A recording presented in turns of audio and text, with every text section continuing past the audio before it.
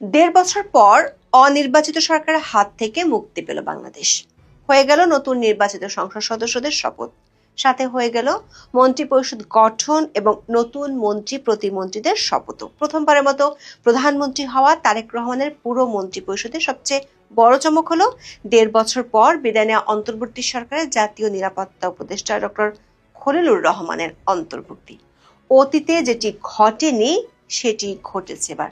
পররাষ্ট্রমন্ত্রী হিসেবে খলিলুর রহমানের নিয়োগ নিয়ে সামাজিক মাধ্যম সহ নানা মহলে হচ্ছে আলোচনা সমালোচনা।